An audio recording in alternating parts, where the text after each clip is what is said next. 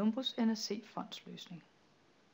Komplet og fleksibel brancheløsning til fonde med webklient til online håndtering af ansøgninger med direkte integration til Microsoft Dynamics Now 2013. Hvad er webfond, og hvordan ser det ud? Formålet med videoen er at give en introduktion til webfond administratordelen og et indblik i de generelle indstillinger, notifikationer, skemaer og brugere. Denne side giver mulighed for at redigere indstillinger, som benyttes forskellige steder i systemet. Her kan oprettes fondsnavn, beskrivelse og indsættes fondens logo.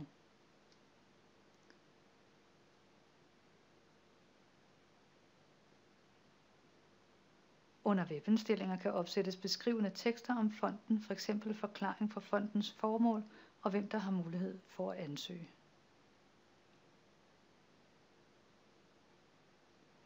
Temaindstillinger giver mulighed for at vælge fonde og farver på ansøgningsmodulet, så udseendet kan tilpasses i forhold til fondens visuelle guidelines. I mailindstillinger opsættes generelle regler om, hvem der skal modtage mailsvar og hvilke afsenderadresse der skal benyttes.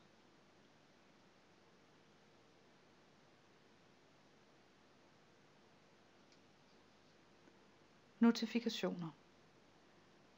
Der er mulighed for at oprette mailtekster til ansøgerne, som kan benyttes ved forskellige begivenheder.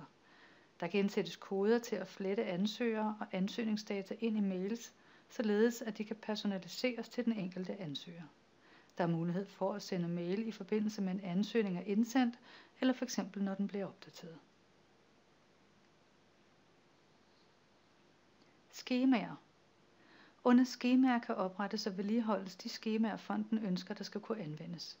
Et skema kan være aktivt, eller det kan være inaktivt. Og det viser, om det publiceres til ansøgeren.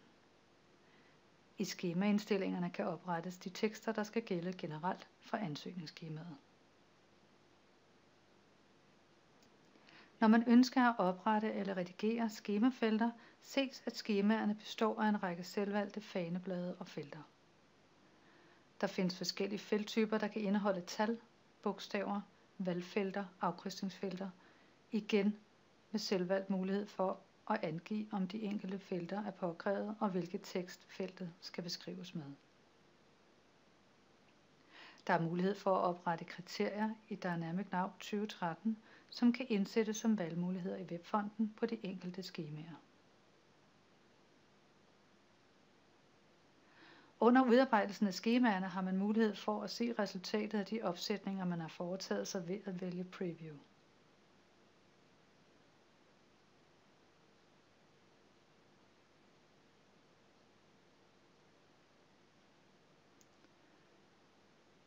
Brugere.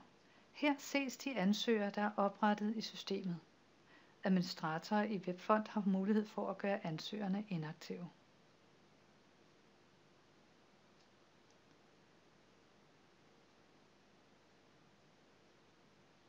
Under menupunktet Admin-brugere har man mulighed for at oprette flere administratorer.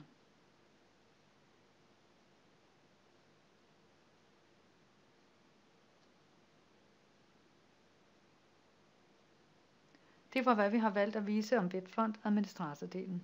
Vi håber, du har været tilfreds med gennemgangen.